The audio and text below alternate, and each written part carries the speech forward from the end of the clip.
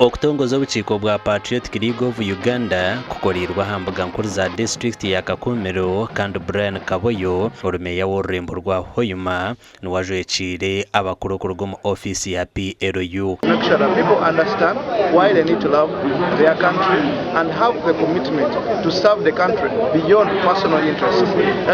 That has been our message today. Organization ekulengesaniza kutegeka government eraija omumaiso esanga abantu balina omutima gw'obwenda w'ensi yaabo niko ensi esobole kutegekerwa amulamwa ogw'abantu gw'ensi yaabo. I advise that we utilize the government programs available. We have the PDM, we have many opportunities which the government is creating for us.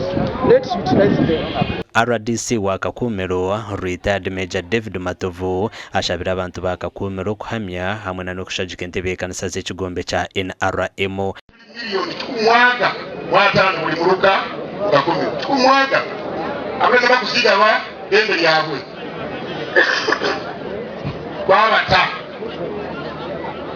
n'obulenzi abavubuka n'obulenzi abakadde n'obulenzi abalema. Before they were contradicting, thinking the son, General Muhoozi Kainerugaba, wants to take over the father, yet it's not the thing. General Muhoozi Kainerugaba and the father cannot contest at the same time. It is Museveni now, Muhoozi next. Patriotic League of Uganda neyebemberwa General Kainerugaba Muhoozi. Amakuru agagasha kwa Ambrose Nwagaba Katoto.